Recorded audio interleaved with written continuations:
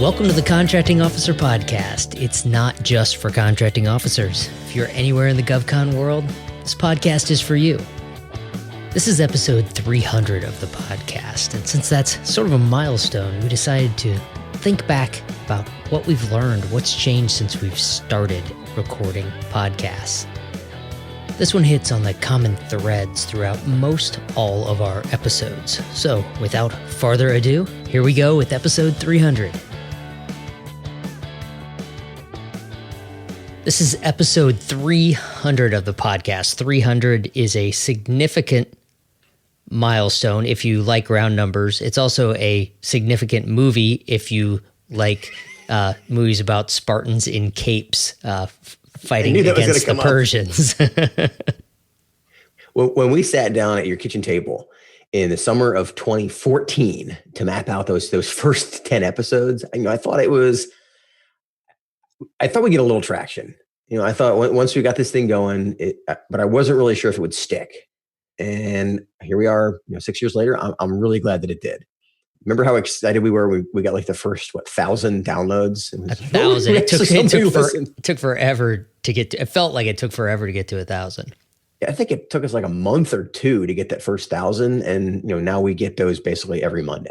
And it's just over the years, the recording skills have gotten better. Our focus has improved, and I've really come to enjoy this even more than when we started. So it's been really fun. It's funny. We've talked before. This gets me deeper into the FAR and deeper into the topics than I ever did when I was a contracting officer, because we have to prepare and make sure we have it right.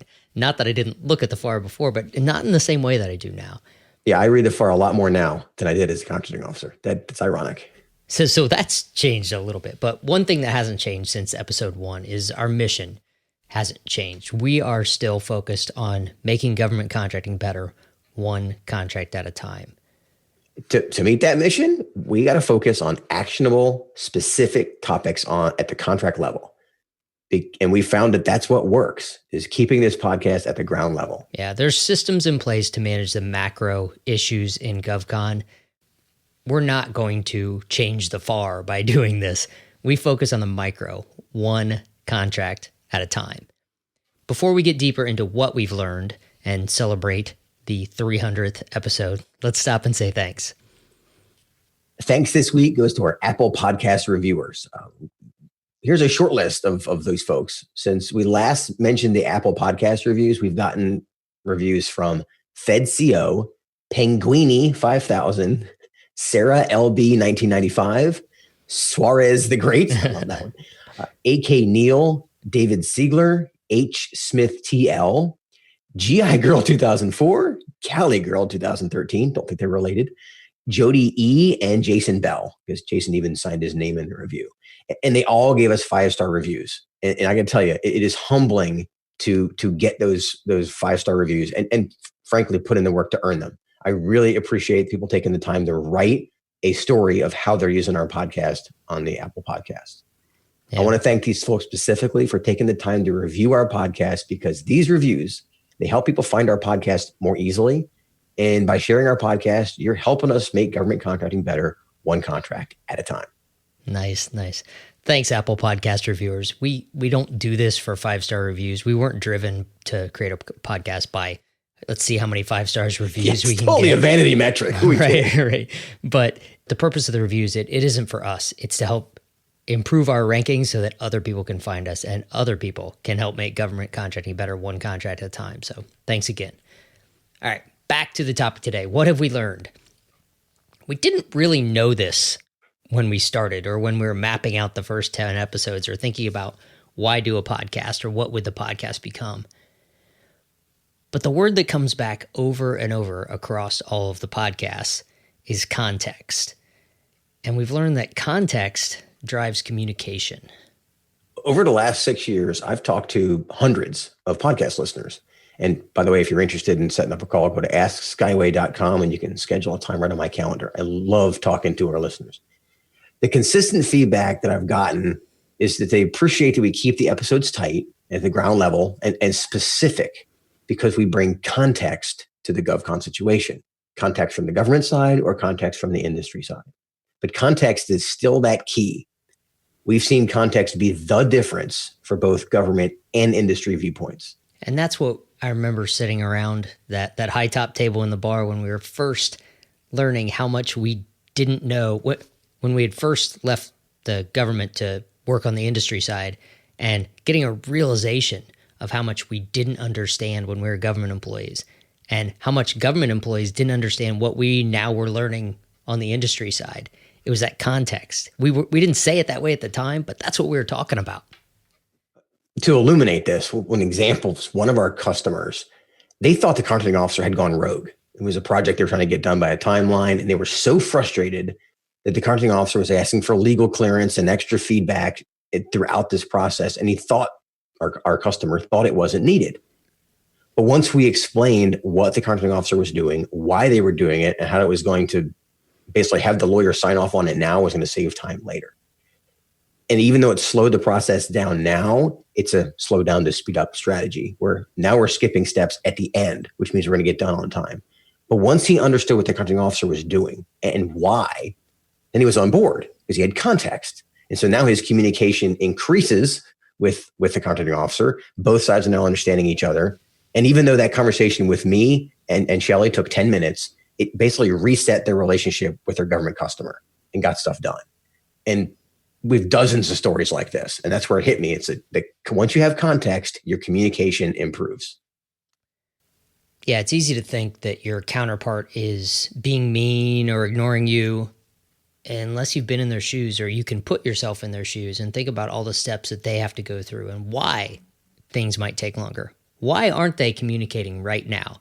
Oh, they aren't communicating right now because there's 200 things that just hit their desk all at once, and you're just one of the many priorities, right? It's not that they don't like you. They're trying, but they have a lot to do all of a sudden. Those kind of things happen behind the scenes all the time. Once we have context, we can hear and be heard. So what I mean by that is we hear because we know what to listen for. When you understand your counterpart's perspective, you know what to listen for. We can hear what they're saying. During our podcast feedback sessions, when I talk to our podcast listeners, they tell me that they love getting the industry folks love getting the contracting officer's perspective, the government point of view, because they need that context, right? So now they can understand why the government is doing things. They can hear them. Likewise, we can be heard, because when you understand what they're looking for you to say, then you can say the right things with the right tone and at the right timing. To your point, if you bring me an idea during a particular zone where I'm not in a situation to listen to you, it's not really going to get much done. But we can connect with our counterpart better. And as a result, we use the right language, the right tone, and we set better expectations. Likewise, our government listeners, the folks that I have the feedback sessions with, who are government folks, tell me the same thing. They like getting the perspective of the industry folks, because otherwise they don't know what industry's going through. All this goes back to context. Yeah, we try really hard on the podcast to represent both viewpoints. And we appreciate it when our listeners point out to us that maybe we haven't respected both viewpoints. I've gotten that feedback too. That's a good point. Yeah. If you email hosts@contractingofficerpodcast.com, you can get directly to us and tell us where we've failed in trying to represent both sides. We had a customer ask us recently, how do we maintain currency on the government side since we haven't been contracting officers for a little bit? And the answer is that we're sort of in it every day. That's part of the consulting that Skyway does, is we work with industry folks every day who are dealing with contracting officers and deal with contracting officers every day. So we still see the issues on a daily basis. We also try to have government people on the podcast on a regular basis to represent themselves and to help us learn. And building the content for this podcast, I read the FAR a lot more now than I did as a contracting officer. That's what we were talking about before. We're actually deeper in it now than we were before. Yeah. We said that context drives communication. It works in the opposite direction too. It's a circular thing. Communication drives context. The FAR actually encourages us to communicate. When I say us, I mean the government folks. The FAR stresses this, and we'll pull out a couple citations for you here. FAR 10.2 002B2. Techniques for conducting market research may include any or all of the following. And there's a whole list of the following, but a couple of them. Contacting knowledgeable individuals in government and industry regarding market capabilities to meet requirements. Oh, so talk to people, communicate, share context of what your requirements are. In government and industry, it specifically says that. Like both sides, don't stay in the corner and say, well, let me talk to the internal government folks. The expectation is we're talking outward. More outward, FAR also says, participating in interactive online communication among industry, acquisition personnel, and customers. Whoa, that's new. More than industry days, more than RFIs, more than white papers. Interactive online communication. We've seen a lot more virtual town halls, virtual industry days, virtual pitch competitions now. The COVID situation has actually driven a lot more online communication. It's good that the FAR had already encouraged that. I love the interactive online communication because what that says to me is it's okay as a contracting officer to talk to industry on LinkedIn. And when I was a contracting officer, when Facebook, they wouldn't even let us use Facebook for years, right? And I had somebody tell me, well, you can't put your profile on LinkedIn. This is like, I don't know, right. 2010. Forever ago. But that idea of, well, we can't be interacting, whereas now it's actually in FAR.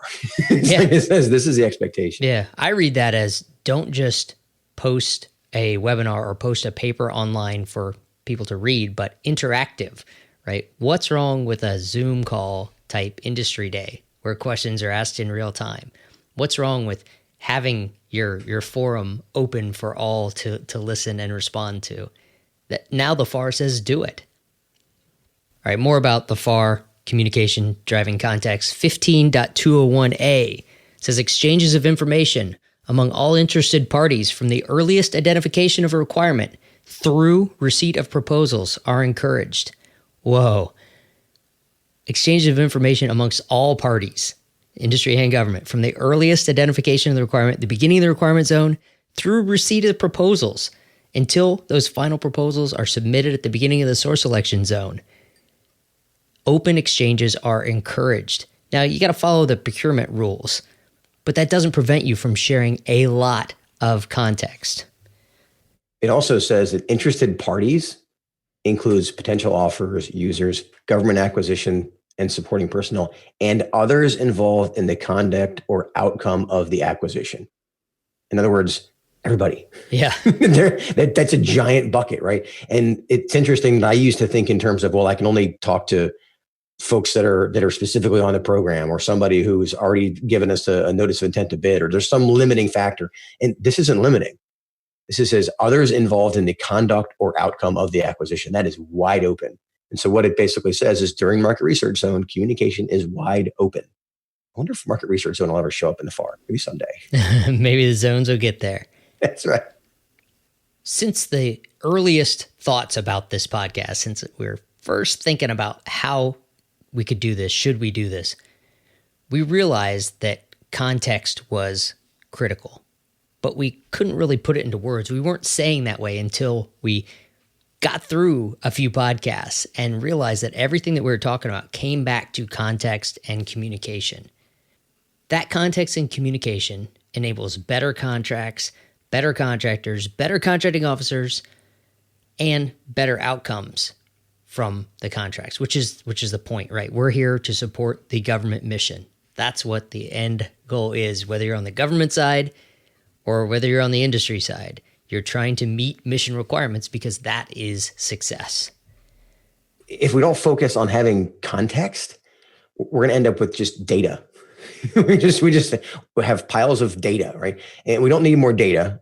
We need more context, because what that context will give you the ability to turn the data into information that you can do something with.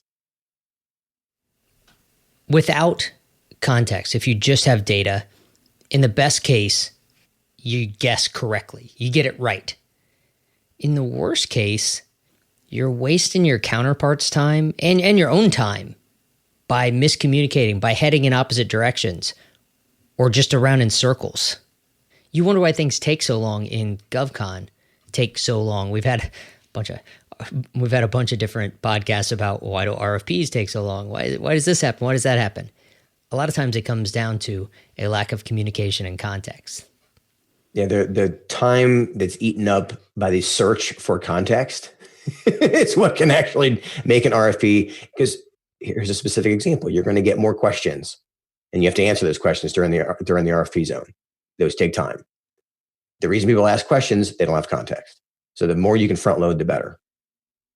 As a contracting officer, without context, without sharing context, without overloading them with context, I got more offers from less qualified offerers because the offers didn't understand that they couldn't win. They didn't understand the language of what we're trying to do. They didn't understand our agency well, or even worse, they were just throwing darts and playing this game of like, oh, well, I can underbid and get in, or I can say we can do all these great things and our past performances, we can sell it with a great proposal, but realistically, their technical capability isn't as strong because they didn't understand how to actually do it. And I'm raising my hand because a couple of contracts I did that wrong. So if they write a good story but not actually be able to deliver it, it probably went back to them not having enough context. Yeah, and the government not being able to write that context about what they're looking for and what is a successful offer into the RFP. So then when you get down to evaluating it, you have to evaluate against what you wrote in the RFP, and you end up awarding to the good story rather than what really is going to meet your requirements. Yeah, I did that too. It's another thing we talked about over and over is how difficult it is to write a request for proposal. We've mentioned the time zones a couple times already, Kevin.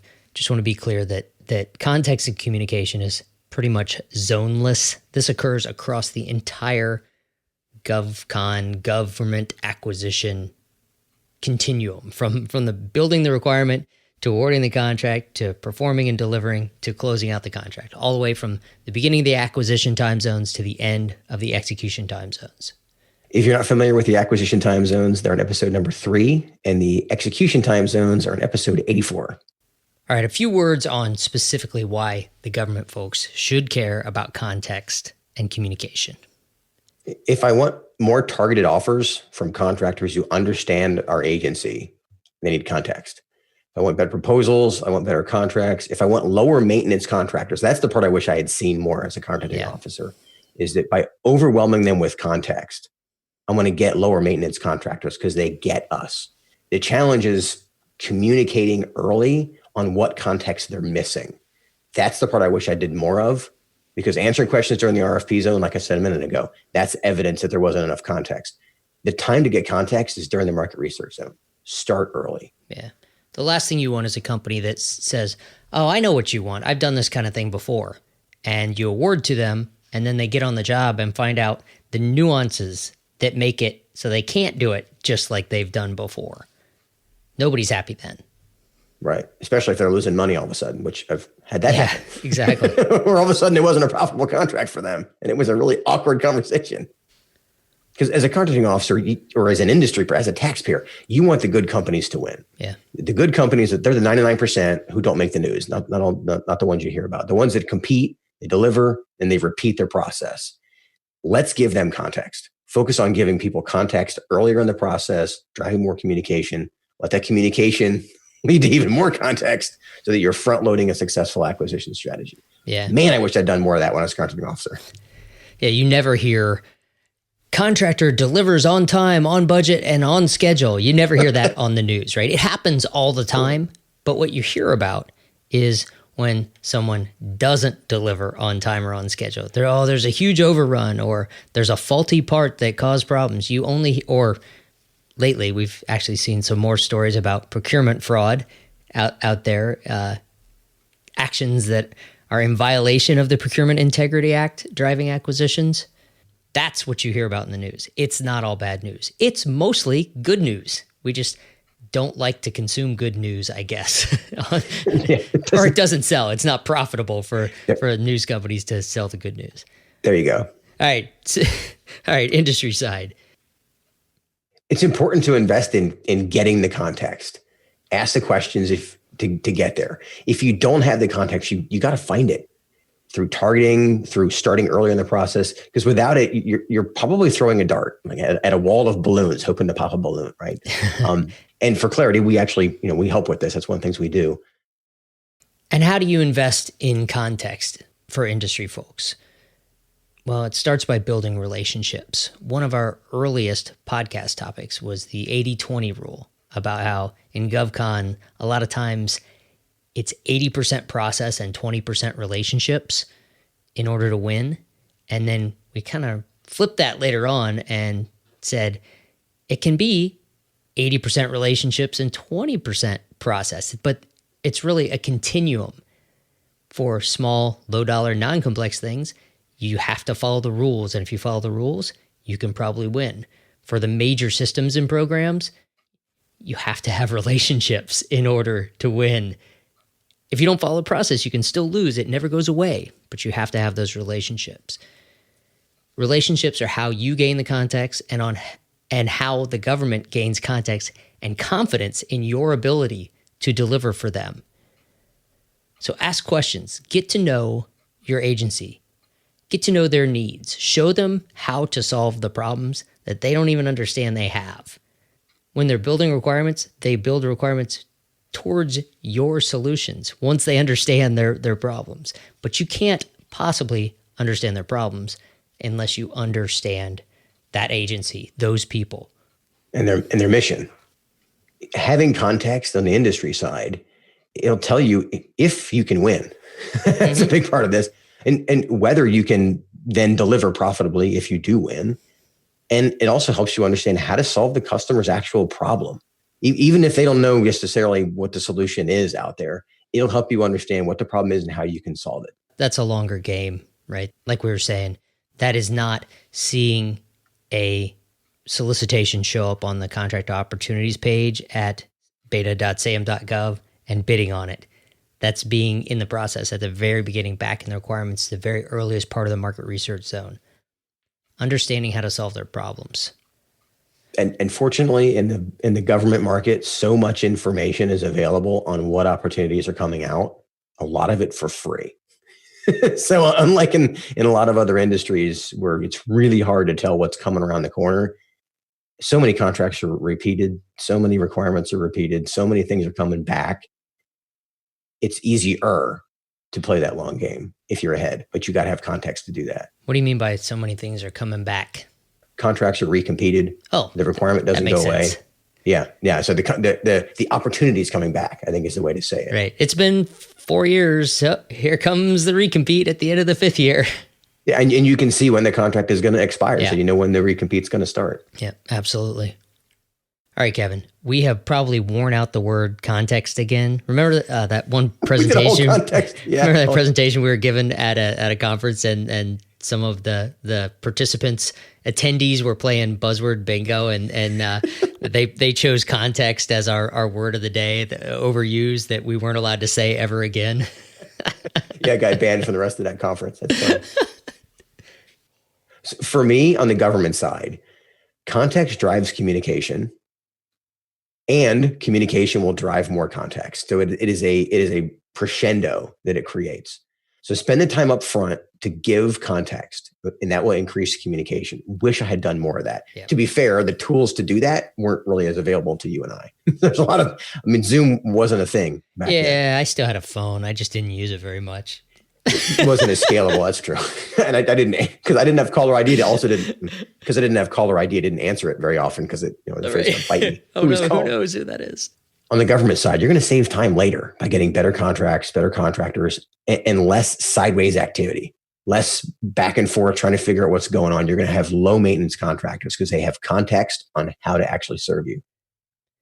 Industry folks, seek context. If you don't have it, you might consider walking away from a bid.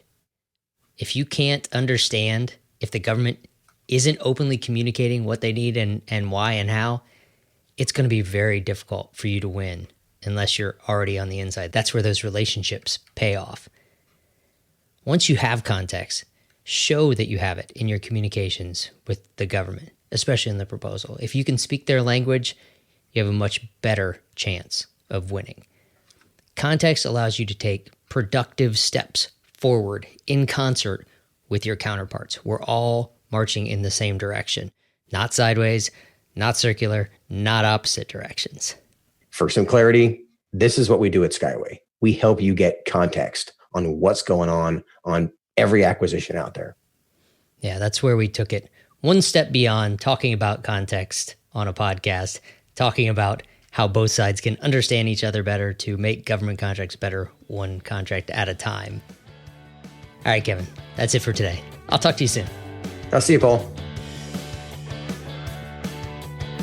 Thank you for joining us today. This episode, as usual, is brought to you by Skyway Acquisition. We talked about it quite a bit on this podcast. You can check out Skyway at skywaymember.com or give us a call at 877-884-5280. We'll see you next week.